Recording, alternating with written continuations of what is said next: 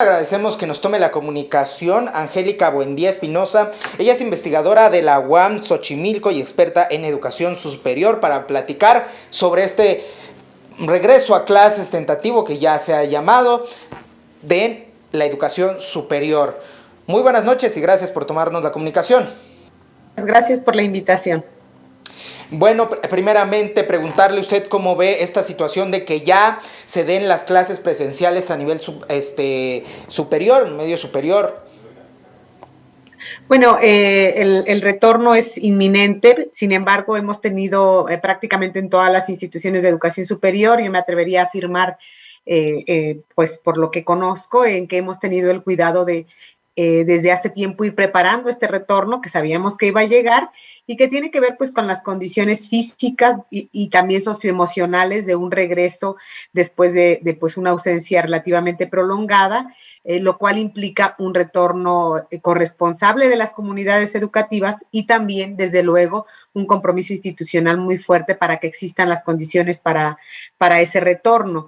Y seguramente, como está ocurriendo en todas las instituciones, ha habido una actividad permanente en las instituciones. Es decir, no salimos y dejamos todo y ya no volvimos a partir de que se declara el confinamiento por la autoridad sanitaria, sino que hemos tenido actividades, pero ahora se están preparando para que estas sean escalonadas, responsables y sobre todo en el asunto de las clases con los estudiantes, pues ahí debemos tener cuidado. En el caso del centro del país, en el caso de la Ciudad de México, fundamentalmente, bueno, pues ya tenemos un proceso de vacunación para la edad de los estudiantes y esto apoyará a que este retorno gradual, escalonado, sea más rápido, pero muy responsable en cuanto a materia de salud y también, por supuesto, a las condiciones de los procesos educativos.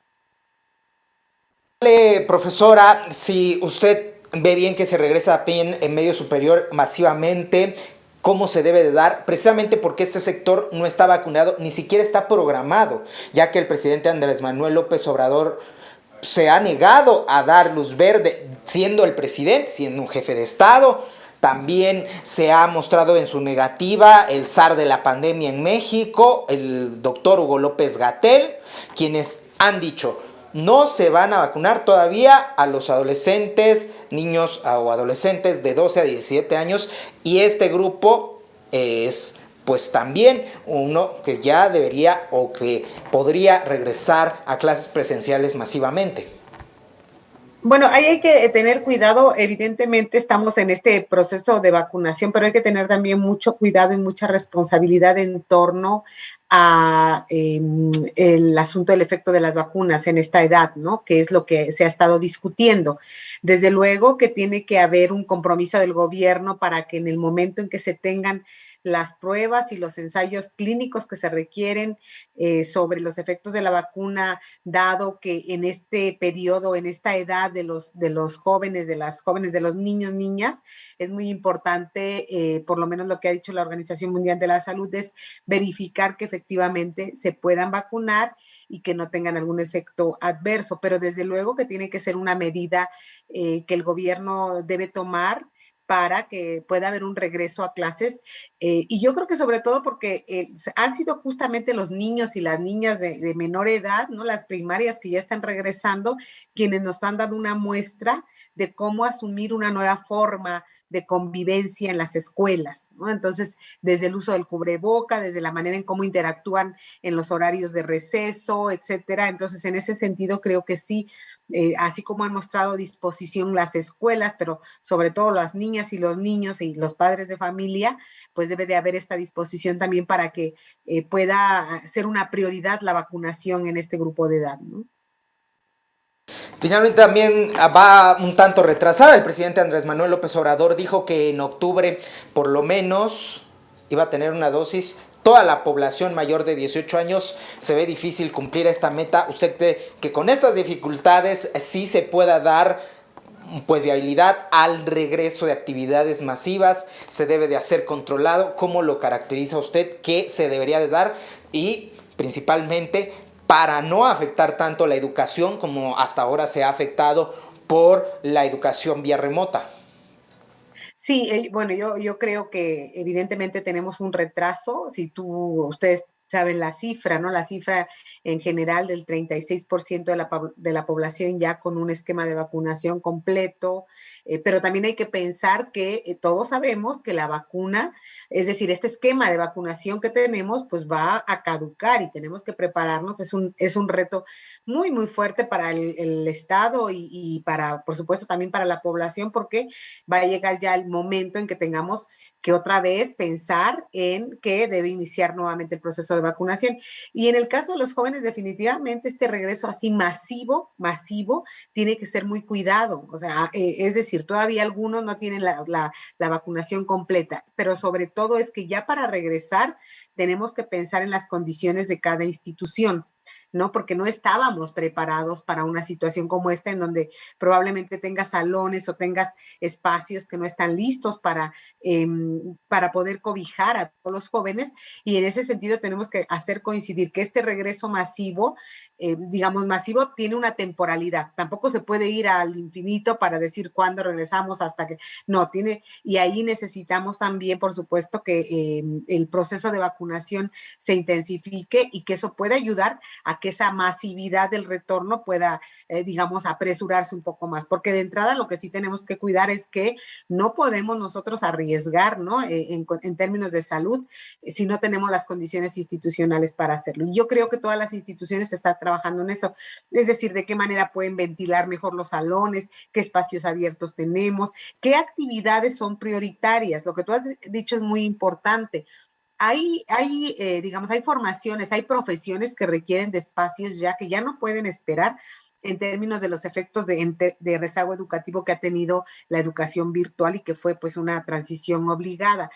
¿A qué me refiero? Por ejemplo, a la medicina, a la biología, a la química, profesiones que tienen que ver con espacios de laboratorios, con espacios de aprendizaje externos, etcétera. Allí creo que ya las instituciones lo han puesto como una prioridad, y ahí el regreso sí va a ser masivo, en el sentido de que regresen todos los estudiantes que corresponden a esas carreras y que se empiecen ya a incorporar a esos espacios que no son solamente, que no albergan solamente conocimientos teóricos, sino que requieren de espacios de práctica, y que por eso es muy importante ya este retorno, pero generar las condiciones institucionales, ¿no? Que tengan que ver con la seguridad, con la salud, sobre todo con la salud, y también todos sabemos y estamos trabajando en que no solamente la salud en términos de lo que implica la enfermedad, sino también la salud socioemocional de las comunidades educativas se ha visto afectada, y en eso también tenemos que trabajar y dar los apoyos necesarios.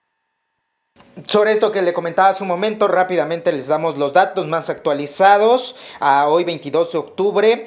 Con esquema completo van 41.66% más 13.67% que han recibido solo una dosis. Hablamos aproximadamente de un 54%, 55% siendo muy positivos, que han recibido por lo menos una dosis. Falta un 44.67% de recibir alguna dosis de COVID-19, que usted, como usted lo refería, hace falta además un refuerzo. En muchos países ya se habla de una tercera jornada de vacunación, una tercera dosis para muchas personas, pero en México todavía ni se termina de concluir la primera. En el caso de la infraestructura, que ya lo comentaba usted, que usted como participante en un área educativa, como investigadora en ese tema, ¿qué le pediría a la Secretaría de Salud para que se puedan apoyar? No solo en las áreas urbanas, porque también en las áreas rurales, donde no hay ni siquiera baños, en muchos lugares no hay agua para lavarse las manos, tienen situaciones deplorables. Pues, ¿qué debería de hacer la Secretaría de Salud para encaminar a un regreso a clases saludable, con cuidados que se merecen niñas, niños, adolescentes y jóvenes? Bueno, yo creo que es muy importante lo que señalas, o sea, esta colaboración que se ha observado, por lo menos desde lo que muestra el gobierno en términos de la Secretaría de Educación Pública y la Secretaría de Salud, para colaborar y coordinar el regreso, sí tiene que reconocer la diversidad. Y yo creo que en ese sentido, la diversidad y la heterogeneidad de condiciones que tú señalas, desde los niveles básicos hasta el superior, ¿no? Todos sabemos que no es lo mismo, ya lo ha señalado, las escuelas que están en las zonas urbanas, incluso en zonas urbanas hay diferencias muy, muy notorias en términos de la infraestructura, ¿no? Y la disposición de recursos, tú lo has dicho, la disposición de agua, pero también la disposición de recursos que tienen que ver con gel, con todo esto que hoy es necesario, ¿no?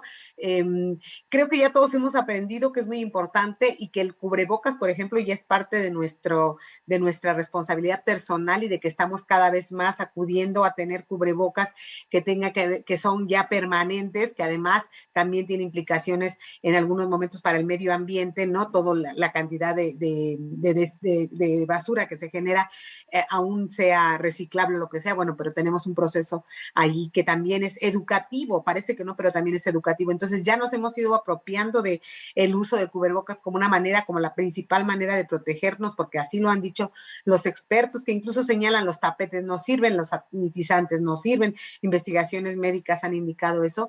Entonces, ¿qué es lo que creo que tiene que reconocer la Secretaría de Salud, pero también la Secretaría de Educación Pública en colaboración? Es esta diferencia entre las escuelas, ¿no? Y eso lo hemos dicho desde hace mucho tiempo en todos los niveles. No es lo mismo y por lo tanto no se pueden generalizar las condiciones y las medidas y las políticas para decir ya todos regresamos. Es más, ha habido escuelas, nosotros estuvimos en un proyecto, hemos participado en un proyecto para valorar el Aprende en Casa y hay escuelas que no pararon, ¿no? Que siguieron dando las clases desde la escuela. ¿Por qué? Porque son escuelas más pequeñas, porque son escuelas en donde son multigrado, pero el número de niños que van es menor y que los maestros siguieron trabajando. Y eso a veces no se conoce, ¿no? No se conoce en general y se generaliza, ¿no? Se generaliza sobre si quieren o no quieren regresar y hay esfuerzos que los maestros y las maestras han hecho en este regreso y que no se valoran porque no se conocen y porque se generaliza. Entonces yo creo que sí, el trabajo que han venido haciendo y que por lo menos desde lo que podemos observar, investigar, revisar, en términos de el trabajo que han hecho en colaboración la Secretaría de Educación Pública y la de Salud, es muy importante, pero creo que sí tiene que redoblarse este esfuerzo de reconocer que no todos están en las mismas condiciones, ¿no? Y que en las condiciones de tanto institucionales físicas, de infraestructura física, como también en términos de las condiciones que tienen los niños y las niñas para moverse a las escuelas son muy diferentes. Por ejemplo, en educación superior, ¿qué es lo que más nos preocupa? Que las y los estudiantes usan transporte público. Y todos sabemos que el transporte público es un medio de contagio que lamentablemente, bueno, pues así es, ¿no? Ahí está. ¿Por qué? Pues porque no es que el transporte público vaya medio vacío, no. Entonces allí nosotros tenemos por eso también que pensar cómo va a ser el regreso. O cuando se tienen que trasladar por largas jornadas de traslado en las comunidades rurales, etcétera. Creo que todo eso es lo que a veces no se ve y que a veces nosotros tratamos de mostrar desde la investigación y hacerlo llegar es un poquito más complicado a la autoridad de salud educativa, pero que es muy importante que se considere. Bueno, pues muchas gracias, profesora, por platicar con nosotros. En alguna otra ocasión volveremos a platicar con usted en cómo se desarrolla pues este regreso a clases y cómo ustedes como investigadores van evaluando si está haciendo positivamente o negativamente. Muchas gracias por tomarnos esta comunicación y muy buenas noches. Buenas noches. Gracias por la invitación. Hasta luego.